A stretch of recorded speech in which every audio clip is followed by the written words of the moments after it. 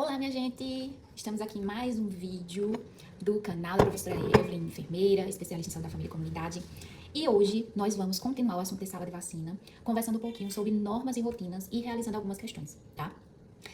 Como vocês sabem, a proposta aqui é justamente a gente tomar um cafezinho e conversar um pouquinho sobre saúde coletiva, legislação do SUS, específicas de enfermagem, diagnósticos de enfermagem, clínica de enfermagem, NANDA, NIC, NOC, história da enfermagem, legislação aplicada ao COREN, COFEN, enfim, estudar um pouquinho sobre bioética.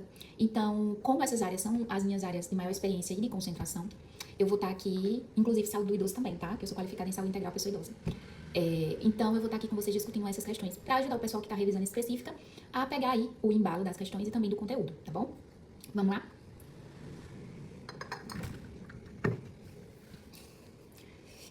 Então, é isso, minha gente. Como vocês viram no meu post lá no Instagram, eu postei um pouquinho, né, sobre o melhor dos dois mundos. Realmente, ser enfermeira e professora é o melhor dos dois mundos, porque você tanto cuida quanto ensina e instrui pessoas a se tornarem profissionais que têm uma visão do cuidado bem similar à sua, né? Você acaba passando um pouquinho do que você entende do que é o cuidado em enfermagem, do que é a ciência em enfermagem. Então, isso pra mim é, assim, muito maravilhoso.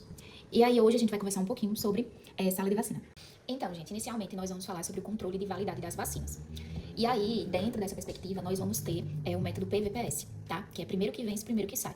Então, os frascos de vacinação que estão prestes a vencer ou mais próximos a vencer ficam na frente e os que vão vencer depois ficam atrás, tá? Essa técnica, esse método é utilizado em outras áreas, mas na área de vacinação e também na área da farmácia em si, é muito utilizada para que seja garantido que o profissional que está responsável por esse monitoramento e fiscalização, ele esteja sempre atento, né, aos frascos que estão perto de vencer, para que nenhuma dose seja perdida ou que ocorra algum erro específico profissional. Outro ponto importante é a cadeia de frios, tá? A cadeia de frios que eu falo é desde do laboratório até o centro de imunização do município, o transporte, o armazenamento na unidade básica, o armazenamento no centro de vacinação. Por quê? A estabilidade térmica dessa vacina, desse frasco ampola, desses imunobiológicos, são fundamentais para que a sua eficácia no usuário, no paciente, seja realmente adequada.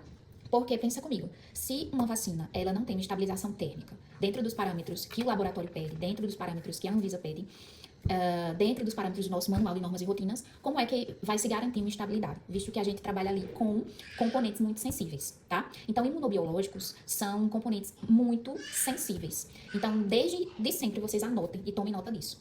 Na cadeia de frios, é necessária uma estabilização térmica. E dentro dessa perspectiva, como a gente viu no outro vídeo, a maioria das vacinas, elas vão se estabilizar ali dentro da temperatura de +2 e +8, tá? E por último, gente, não menos importante, nós vamos ter o papel, né, das pessoas, dos profissionais que atuam na sala de vacina. Então, o enfermeiro, ele vai ser responsável tanto pelo Programa Nacional de Imunização quanto pelo COFEN. Ele vai ser responsável principalmente pela questão de ser o responsável técnico das questões administrativas sobre a atualização da equipe acerca dos conhecimentos. Tanto ele quanto os centros de referência, quanto também o distrito sanitário e os profissionais da atenção básica. Vão trabalhar em conjuntos para sempre estarem ali se reciclando conforme os comunicados do Ministério da Saúde. O enfermeiro ele também vai ser o responsável por analisar, né, clinicamente os eventos adversos que acontecerem, também notificar os eventos adversos que acontecerem mediante a vacinação, tá?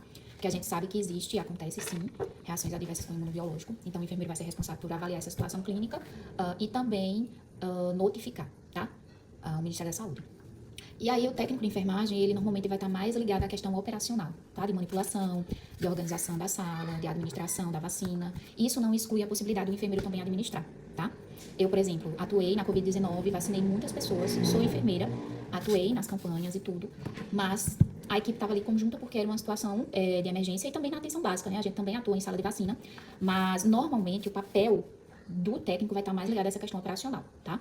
E o do enfermeiro vai estar mais ligado à questão de responsabilidade técnica e notificações de eventos adversos, monitoramento, acompanhamento. E também o enfermeiro pode estar ali na sala de vacina como principal vacinador, tá? Isso depende muito do serviço e do dimensionamento do pessoal, que foi estabelecido naquela unidade básica ou naquele centro de imunização. Mas que sempre o técnico vai estar sendo supervisionado pelo enfermeiro responsável e o responsável técnico é o enfermeiro, tá? Então, gente, mediante a revisão desses conteúdos, a gente agora vai responder algumas questões, tá? E depois eu volto aqui para me despedir de vocês e falar para vocês qual vai ser o assunto do nosso próximo vídeo. Então, vamos lá para a primeira questão. Sobre o monitoramento da temperatura na câmara fria para a conservação de imunobiológicos, assinale a alternativa correta. As leituras da temperatura mínima e máxima devem ser registradas uma vez ao dia. A gente sabe que não, certo? Tem que ser mais vezes. Alternativa B. Em caso de desvio de temperatura, deve-se aguardar o próximo plantão para tomar providências. Não, porque corre o risco da gente perder todos os imunobiológicos. Alternativa C. É obrigatório o registro das temperaturas máxima e mínima pelo menos 2 vezes ao dia, geralmente no início e no final do expediente. Alternativa correta, esse é o nosso gabarito, tá? No mínimo 2 vezes ao dia, sim. Alternativa D. A calibração dos termômetros é opcional para o serviço de vacinação. E não, certo? Não é opcional. De acordo com as boas práticas e as normas do PNI e da RDC 197/2017, quais das seguintes afirmações está incorreta em relação ao manuseio de vacinas? Alternativa A. As vacinas que sofreram congelamento, como as dissolvidas, devem ser descartadas. Alternativa B. É permitido acondicionamento de doses aspiradas de frasco multidoses em seringas para uso posterior. A gente sabe que não é permitido. Alternativa C. As vacinas devem ser mantidas em temperatura específica, geralmente entre +2 e +8. Sim, está correto. Alternativa C. Alternativa D. O controle e o registro da temperatura são indispensáveis em todas as etapas da cadeia de frio. Sim, está correto. Então, a alternativa incorreta aqui vai ser a alternativa B, certo? É permitido o acondicionamento de doses aspiradas de frascos multidoses em seringas para uso posterior, porque não é permitido. E aí vamos para a terceira questão. De acordo com as diretrizes sanitárias, qual das seguintes alternativas é proibida em sala de vacina? Armazenar alimentos ou bebidas no refrigerador de vacinas, registrar as temperaturas de mínima e máxima diariamente, limpar as bancadas e o piso com produtos e técnicas corretas, evitando a contaminação. Alternativa D, utilizar caixas térmicas para o transporte de pequenas quantidades de vacina. Então, a incorreta aqui, o que realmente é proibido, né, é a alternativa A, armazenar alimentos ou bebidas no refrigerador de vacinas.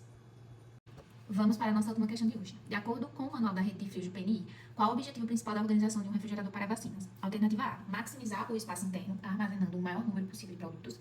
Alternativa B, garantir que todas as vacinas fiquem próximas às paredes para melhorar a refrigeração. Alternativa C, assegurar a estabilidade térmica mantendo a temperatura interna dentro da faixa de +2 a +8 graus Celsius. Alternativa D, permitir a entrada de luz natural para facilitar a visualização dos produtos. Então, nesse caso aqui, a alternativa correta é a letra C, certo? Porque a organização dos produtos vai fazer com que a estabilização térmica entre os frascos, entre as ampolas, sejam preservadas, tá bom? Então, gente, essas foram as nossas 4 questões de hoje sobre normas e rotinas baseadas em conteúdos que eu vi sobre a IDECAM e questões que eu vi sobre a IDECAM. E aí, o nosso próximo assunto vai ser justamente sobre calendário vacinal, tá? Da criança, primeiramente, tá? E depois a gente vai para idoso, gestante, adulto e assim sucessivamente.